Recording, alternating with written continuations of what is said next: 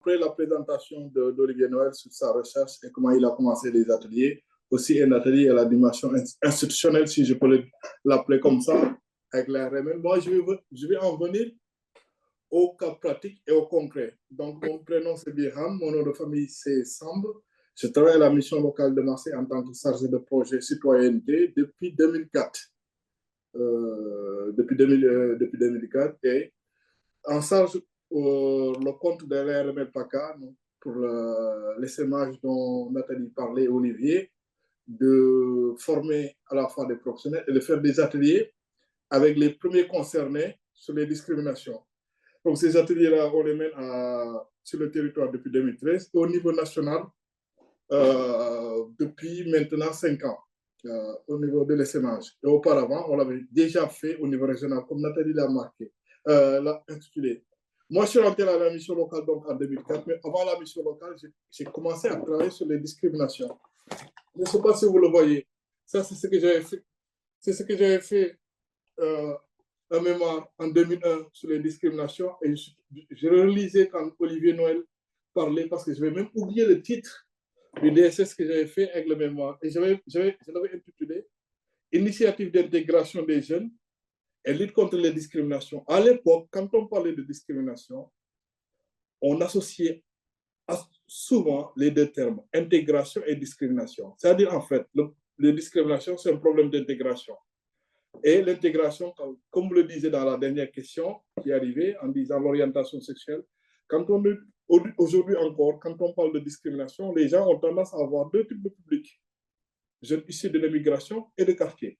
Et au fur et à mesure, on commence à parler d'handicap, d'égalité homme-femme, d'orientation sexuelle, de couleur de peau, de poids. Et l'enjeu et le risque des fois, c'est de faire de la concurrence entre les discriminations. C'est-à-dire des gens qui vous disent, moi, c'est plus l'égalité homme-femme qui m'intéresse. Et d'autres qui vous disent, moi, c'est l'handicap, mon dada, comment intégrer les handicaps. Et d'autres personnes qui vont vous dire, les jeunes issus de l'immigration. Et d'autres vont vous dire encore le voile, l'orientation sexuelle, le transgenre, la domiciliation bancaire. Effectivement, tous ces notions-là sont des critères de discrimination. Donc, en arrivant à la mission locale, j'avais fait partie, dans un projet Solimar en 2000, de ce qu'on appelle un groupe de pairs. On m'avait appelé pour témoigner de ce que je ressentais par rapport à ça. Et en faisant un témoignage avec d'autres personnes qui étaient concernées, je me suis rendu compte que ce que je vivais, ce que Olivier Noël disait tout à l'heure, je n'étais pas seul et que je n'étais pas aussi pas intégré comme on ne le pense.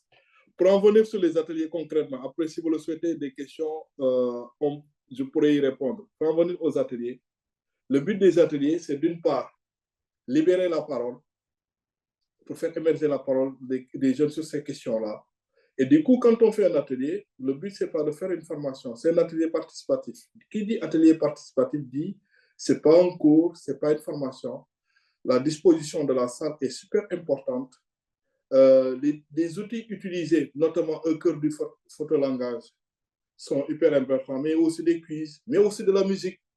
Pourquoi de la musique? Parce que ces thèmes-là, si vous regardez, dans la chanson française, qu'elle soit urbaine ou métal ou rock, vous écoutez Ayam, vous verrez des chansons qui s'appellent Étranger, Banlieusard, Plus possible, énormément de rappeurs. Donc, en fait, ce thème-là, quand j'utilise dans les ateliers, quand on dit photolangage, utiliser le cinéma, si je fais appel à un film comme Qu'est-ce qu'on a fait, un beau Dieu, Le Prénom, tous ces films-là, en fait, parlent des stéréotypes et des préjugés. En fait, quand les gens, quand vous leur demandez c'est quoi une discrimination, des fois, ils ne vous répondent pas, mais ils savent ce que c'est un préjugé. C'est quand je rencontre une personne âgée, elle s'agrippe à son sac.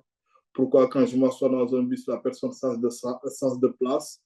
Pourquoi on me demande de ne pas arriver.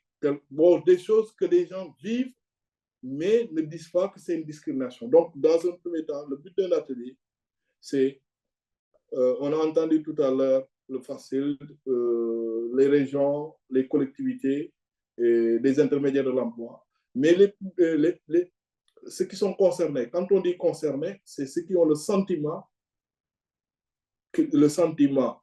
ou ont vécu parce que on voit que dans la discrimination, le côté normatif, on dit qu'une discrimination, c'est un acte. Alors que chez les concernés, il y a déjà un sentiment. Donc, moi, c'est pour raison pour laquelle je dis qu'une discrimination, c'est un sentiment qui peut être aussi fondé et qui est un acte, mais aussi qui peut être infondé, parce que des fois, les gens font des confusions et des amalgames. Mais confusion, amalgame, il faut les mesurer, il faut en parler. Est-ce que il manque quelque chose dans la salle de classe et automatiquement tout le monde me regarde? On me regarde parce que je viens d'un quartier où j'ai une apparence physique, une façon de parler qui est différente des autres. Bon, bref, tous ces éléments-là qui font que des fois, sur ces questions-là, les gens n'ont pas le même regard. Donc, les ateliers, si on met quand on la disposition, mettre un U, ou bien en tout cas, de telle sorte que les gens se voient, mettre en place des outils pour faciliter la prise de parole et faire émerger la parole aussi à travers, comme je vous ai dit, des outils photolangage, quiz, musique, tout ça, pour demander tout simplement dans un premier temps, pour vous, c'est quoi une discrimination? Donc, mais tout à l'heure, j'ai entendu pas mal de fois qu'on dit les jeunes. Quand on dit jeunes, c'est par rapport à la mission locale. Mais l'expérience aussi a été menée dans les quartiers où les ateliers ont été menés aussi avec des adultes. Des adultes qui ont des fois une double expérience. Parce qu'ils ont été jeunes, ils étaient en recherche d'emploi, de formation, de stage. Et les discriminations concernent les personnes concernées à toutes les étapes de l'insertion, que ce soit la formation, le stage, l'emploi et même la carrière. C'est-à-dire même les professionnels des missions locales et les intermédiaires, des fois quand vous les écoutez, ils vous disent que je pense qu'on a l'impression qu'on a une opinion sur ma personne. Du coup, je suis le plus qualifié, mais j'ai l'impression que je n'avance pas parce que j'étais délégué syndical, parce que j'étais membre du CSE, parce que, bon, bref.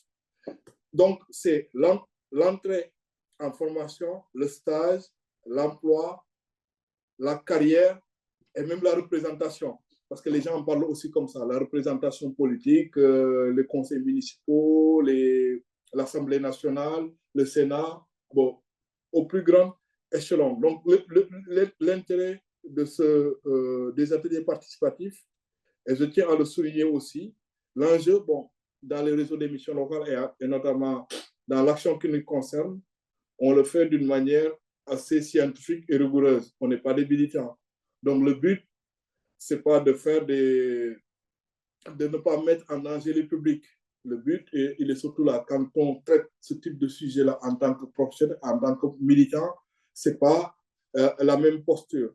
Donc, la raison pour laquelle on a mis en place un réseau de référents régionaux dont j'ai la co-animation avec Nathalie Robert pour accompagner aussi les référents sur ces questions-là. Donc, faire émerger la parole, qu'est-ce que c'est une discrimination? Comment elle se manifeste, comment elle se manifeste, comment il faut la traduire, recueillir les sentiments et le vécu des personnes, parce que ça c'est super important. Et les sentiments et le vécu des personnes, des fois, ces sentiments-là et le vécu, des fois viennent de loin, de l'école, de la recherche de stage en troisième, qui est des fois souvent très traumatisant pour les jeunes. C'est-à-dire, en situation égale, ce que Olivier Noël disait tout à l'heure, je suis dans la même classe que mon collègue, on est allé au même magasin, on a demandé un stage, je l'ai précédé d'une semaine, on m'a dit non, mais j'ai un ami ou une copine qui est allée une semaine après moi, là où on m'avait dit non, on lui a dit oui. Bon, bref, ce type de choses-là, quand on a 15 ans ou 16 ans, qu'on se confronte à ça, ou bien dans la classe, il manque des éléments ou des choses comme ça. Bon, bref, les boîtes de nuit, les magasins, les parfumeries, les restaurants, les jeunes et les jeunes, quand ils commencent à en parler, ce qu'Olivier Noël disait tout à l'heure, assez lucide. Et souvent, le risque qui est par rapport à ça, c'est que non seulement ils mettent en doute la devise de la République, mais ils le qualifient aussi en disant que souvent, c'est des personnes qui sont racistes. La société ne veut pas. Du coup, ça a des effets Et les effets aussi, son travail avec le public. Quand je dis effet, puisque c'est un atelier participatif, c'est pas un cours, hein, c'est pas, j'arrive pas à donner des théories. Le but, c'est d'accompagner la parole, de l'outiller, par le regard collectif des uns et des autres, mais aussi par l'apport de connaissances et de sensibilisation. Et sur cette question-là, moi, ce qui m'impressionne beaucoup, souvent en début des ateliers, je pose la question, qui, dans son parcours, a déjà fait l'objet d'une formation, d'une sensibilisation sur les discriminations? Très peu de jeunes lèvent la main, c'est-à-dire au collège, au lycée, dans les CFA. Ces questions-là ne sont pas abordées. La question du racisme est abordée, mais les discriminations ne sont pas abordées.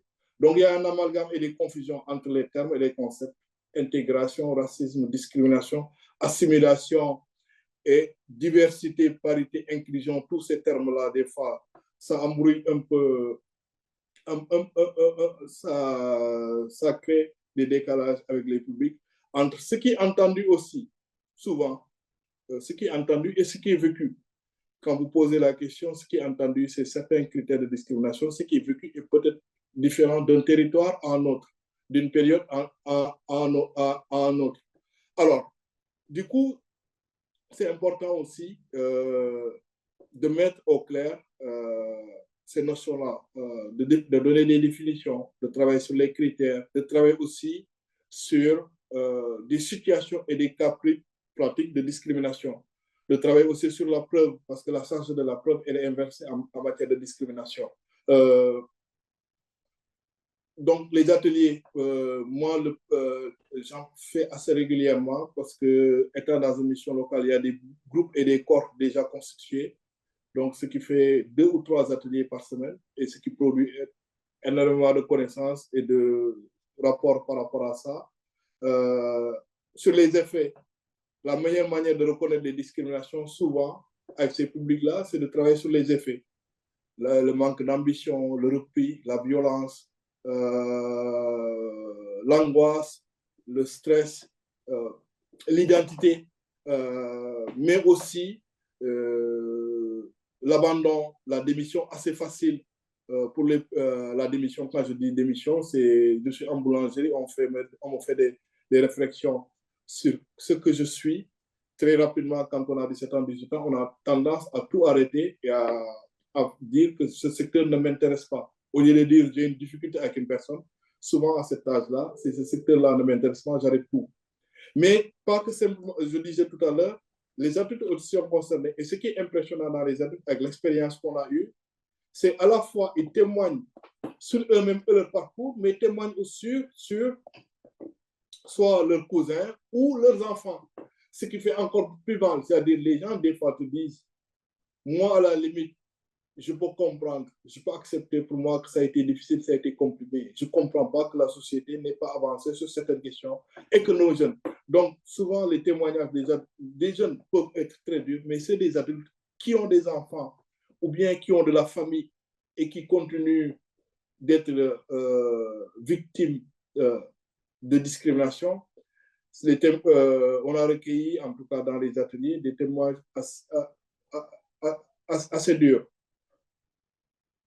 Alors, je sais que le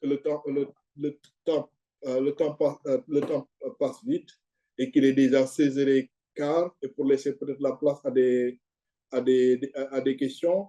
La dernière partie de l'atelier, c'est comment réagir et agir contre les discriminations. Qui peut agir? Qui peut agir contre les discriminations?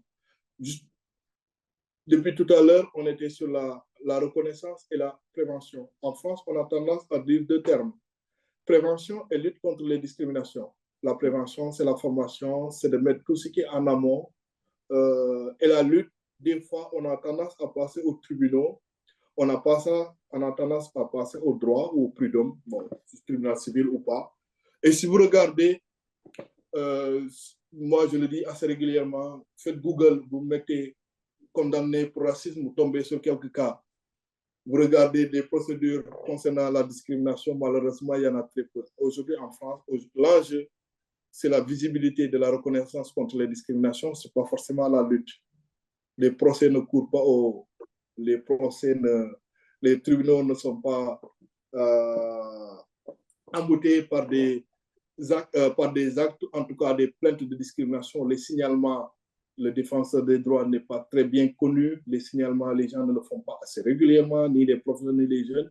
Donc, parmi les outils de lutte, comment agir et réagir contre les discriminations, comment agir, ça peut être les médias, l'école, le droit, les tribunaux, l'éducation nationale, la culture, tout ça. Mais comment réagir aussi, c'est-à-dire moi, étant dans la rue, devant un commerce, postulant pour une offre d'emploi, étant dans un entretien, étant dans une équipe dans laquelle j'aimerais être reconnu pour ce que je fais, mais pas simplement pour ce que je suis, ce que je fais, ce que j'ai déjà fait, mais pas simplement ce que je suis, parce que des fois, le raccourci chez les gens, Olivier Lenoël le disait tout à l'heure, des compétences d'abord, mais dans la réalité, c'est plus compliqué que ça. Les gens qui sont souvent victimes ou potentiellement victimes de discrimination, c'est que savent qu'en fait, ce n'est pas simplement ce qu'ils font que les gens regardent, mais des fois regardent l'origine, le prénom, le quartier d'où il vient, son langage, son apparence, sa taille, sa couleur de peau, sa religion, bref, son orientation sexuelle. Et des fois, malheureusement, il y a des gens qui les cumulent. C'est-à-dire qu'ils peuvent être non seulement avoir un nom, une apparence, une taille, une orientation. Si en plus de ça, vous êtes voilé et que vous avez des rastas et que vous êtes gros, bon, bref, c'est très compliqué. C'est très compliqué. Et des fois, donc, quand j'anime les ateliers, des fois, les jeunes ont le raccourci très simple et que je peux comprendre, hein, qui te disent tout simplement, mais monsieur, vous, comment vous avez fait? Certainement, vous êtes victime. Comment vous... En fait, des fois, le regard d'un... moi, je ne me considère pas, en tout cas, je suis un référent en discrimination animateur, je ne me prends pas pour un donneur de leçons ni expert donner des leçons. Mais tout simplement dire que ces questions-là, il faut savoir agir, il ne faut pas les garder comme une fatalité, il ne faut pas les prendre comme une banalité, parce que sinon, les conséquences peuvent être assez graves et dramatiques. C'est quand on les garde pour ça qu'on ne les partage pas, qu'on n'en parle pas, qu'on ne saisisse pas. C'est les impacts dont je disais tout à l'heure, hein, la démission, l'isolement, le repli, même détester son pays, détester, dire qu'il n'y a pas d'égalité, dire que, bon, bref, ça peut avoir ça peut avoir des dégâts énormes sur les personnes et sur la société. Des dégâts psychosociologiques, mais aussi sur la compétitivité au niveau national. Parce que quand on ne met pas forcément les plus compétents à leur place, on met d'autres personnes à leur place.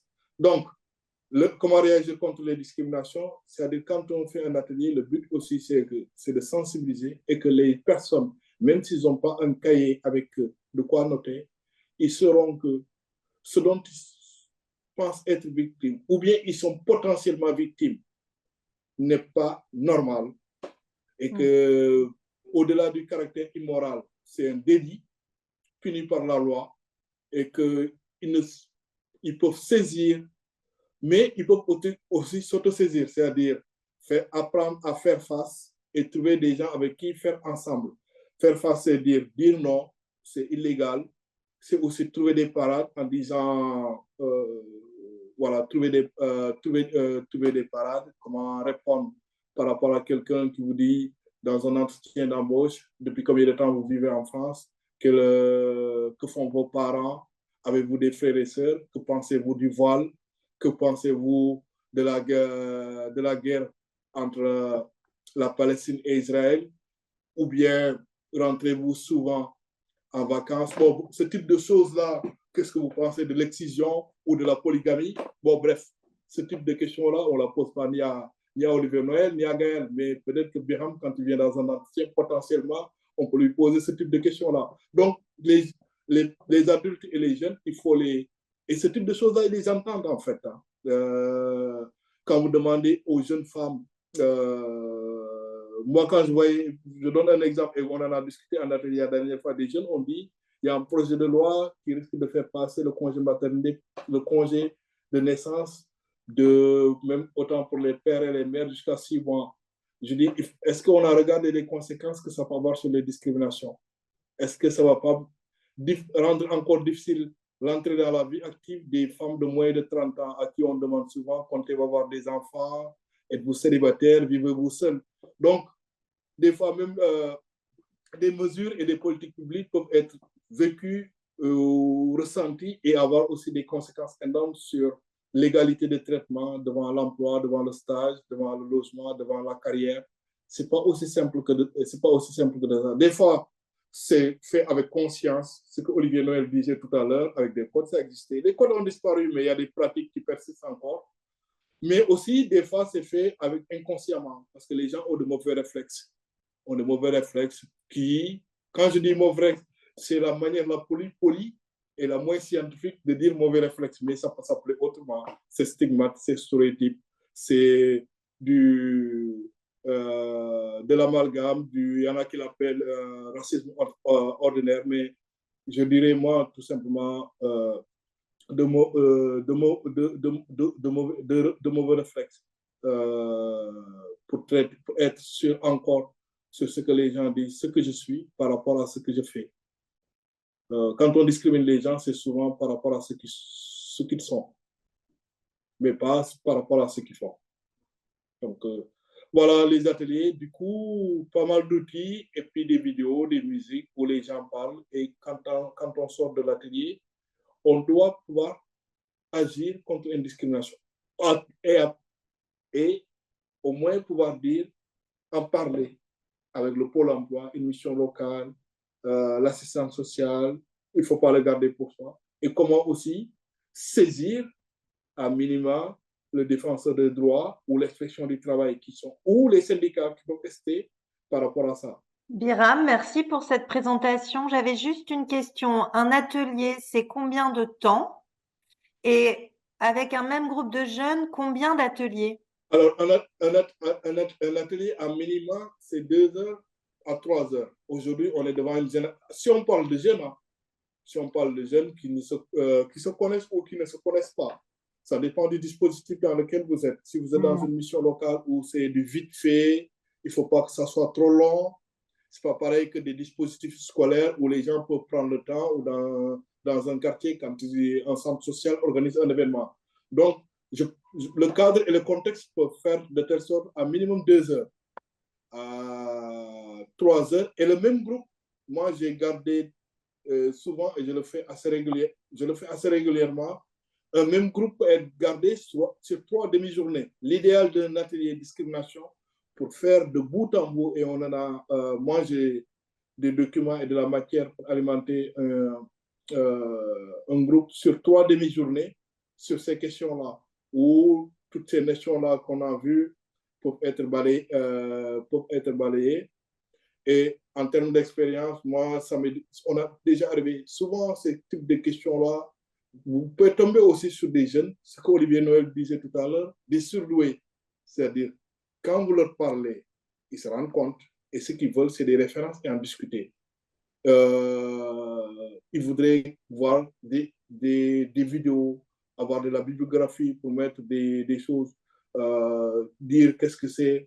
France Fanon, Albert Memmi qui a travaillé sur ces types de choses-là. Vous avez parlé tout à l'heure de Julien Talpin avec l'épreuve de la discrimination. C'est-à-dire, des fois, sur ces questions-là, vous tombez sur des gens qui se disent, tiens, moi, j'avais l'impression que j'étais seul avec ces questions-là. Et des fois, même avoir honte d'en parler avec ses amis ou avec sa famille. C'est-à-dire, quand on se voit refuser une boîte de nuit, quand on est dans un master, comme ça a été mon cas à Aix-en-Provence en 99, 15 dans un master, alors qu'en première année, vous étiez, je ne sais pas plus, des centaines et des centaines, et que vous êtes le dernier à trouver le stage et que l'équipe pédagogique vous dit, si on ne vous aide pas, vous ne trouverez pas le stage. Bon, bref, ce type de choses-là, bon, c'est du vécu. Hein. Moi, je ne fais pas les ateliers pour répondre à quoi que ce soit, mais finalement, j'en suis venu à travailler sur les discriminations parce que, à un moment, on était bien content quand il y avait des copies anonymes, mais quand il fallait faire des face-à-face ou des entretiens, on se disait c'est un peu plus compliqué. Mais à chaque fois que c'était copie ou concours, c'est plus simple. Parce que là, ton nom n'apparaît pas, ta façon de parler n'apparaît pas. Mais quand bref, l'équipe pédagogique me dit bien, tu as besoin qu'on te donne un coup de main pour ne pas être le dernier à trouver un stage. Bon, ce type de choses-là, donc, c'est tout ça. Des fois, avec des surprises assez énormes. Moi, il m'est arrivé plusieurs fois où un atelier devait se terminer à 5 heures, où des jeunes sont restés pratiquement jusqu'à 19h dans une émission locale, ce qui est assez exceptionnel. Parce qu'ils se disent, en fait, finalement, on n'a pas envie de faire la pause, on va continuer. Et que des questions. Comme aussi, on peut tomber sur des gens qui te disent, qui sont sur la culpabilité, c'est-à-dire quand. Et ça aussi, il faut savoir l'accompagner et savoir réagir, en fait. Si on est discriminé, c'est notre faute. Ça existe aussi chez le public. Des gens qui parlent comme ça. C'est-à-dire, comment aussi, c'est pas majoritaire, mais ça peut exister. C'est la faute, c'est à notre faute, des sentiments de culpabilité, des sentiments de honte. Parce que c'est plus simple quand quelqu'un a un nom, une différence, des cheveux bouclés, de lui dire, maigris un peu, tu trouveras du travail. C'est plus simple que de dire, peut-être que les gens ne voient pas tes compétences. Donc, c'est des fois la victime, on a tendance à charger la victime au lieu de voir. Et donc, tout le monde est témoin. Et ce qui est intéressant, souvent, c'est les jeunes et les publics aussi adultes, c'est qu'ils se disent, en fait, comme Olivier Noël le disait tout à l'heure, coproducteurs, c'est-à-dire qu'ils se disent témoins, en fait. Ils se disent, j'ai été témoin. Et le sentiment de témoin, des fois, c'est même pas le sentiment de victime ou de potentiellement victime, c'est d'être témoin, c'est-à-dire d'être agent de sécurité, de travailler dans une boîte de nuit ou dans un restaurant et qu'on vous donne et que vous entendez des choses qui ne correspondent ni à votre éthique, ni à vos valeurs. Comment je fais avec ce type de choses-là?